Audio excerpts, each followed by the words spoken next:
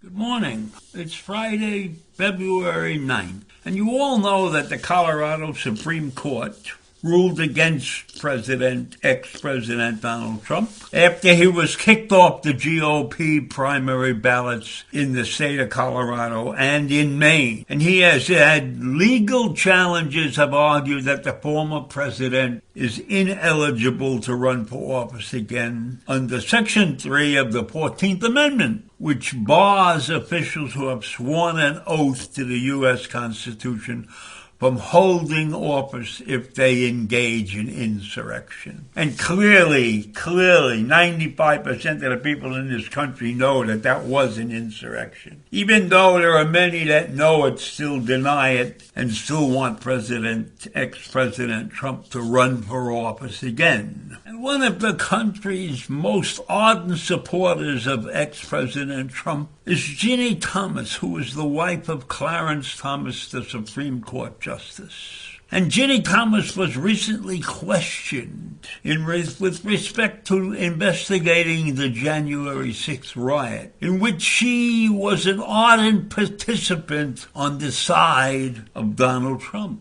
And she had actually sent text messages to the White House Chief of Staff, Mark Meadows, urging him to continue challenging the 2020 election results. Now, recently, because she's been cornered and everything is going haywire around this, she has claimed that she rejects all of those texts and she regrets having sent those texts. But it was an emotional time. I was probably just emoting as I was clearly with Mark Meadows somehow, or clearly with ex-President Trump somehow.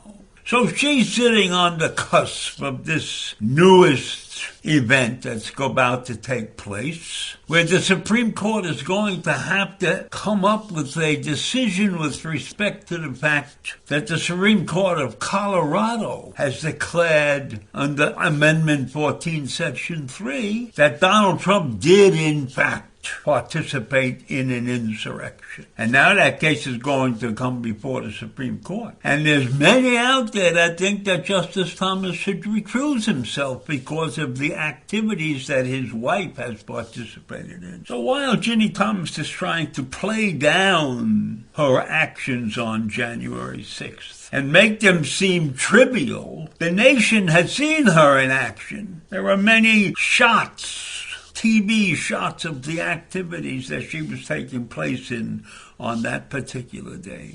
So she had put her husband, Clarence Thomas, in a terrible situation because there are many that think he should recuse himself because of her actions. In the ruling that is going to take place in the Supreme Court to say whether or not Colorado acted properly in their actions under Amendment 14, Section 3, where they have barred Donald Trump from being on the ballot.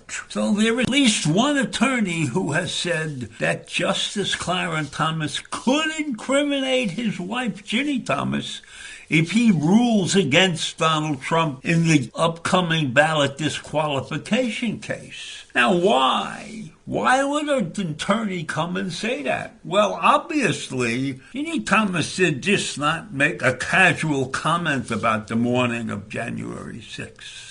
She endorsed the protest demanding that Congress overturn the election. She sent her love to the demonstrators who violently overtook the Capitol. And during a recent appearance before the House J6 committee, she reiterated her belief that the election was stolen and clarified that she had not discussed any post-election activities with her husband, despite the fact fact that she did send that text message to Mark Meadows.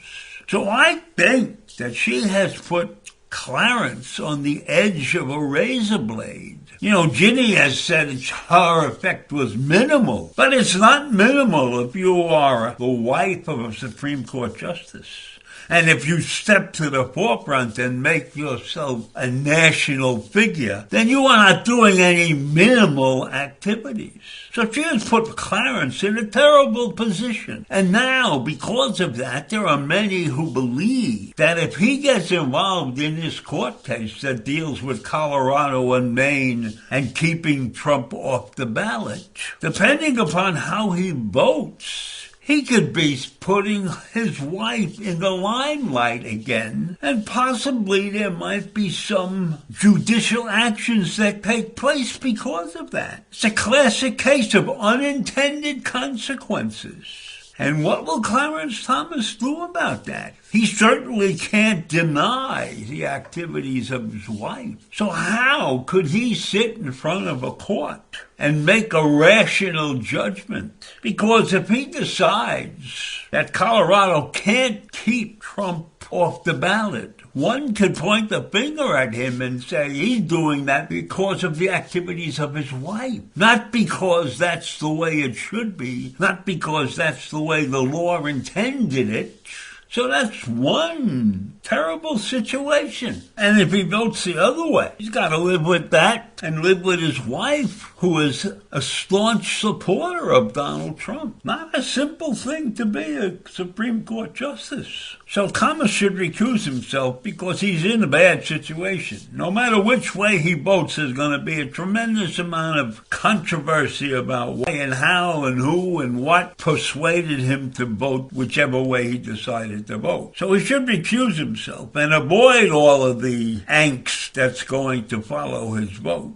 And he also could putting himself in a position where the Supreme Court itself might doubt him. So I leave you with that. And I don't know what the Chief Justice is going to say about this. And we can forget about what he says because the court itself is making a major decision for this country. And whichever way they decide, 50% of people will not be happy with the decision. So it's a tough decision to make. And they may not make any decision. They may just throw it out and say, whatever the states decide to do is okay with us. And that will only lead to more and more challenges.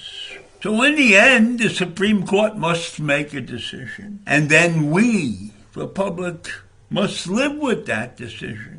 And there are those of us who believe, and there are many out there that believe that one way or the other is the correct way. And if the decision is on your side, you'll be happy. And if it's not, you'll be unhappy. But maybe that's life in a democracy in its simplest form. So I leave you with that. Have a great day, and I'll see you in the morning. Bye.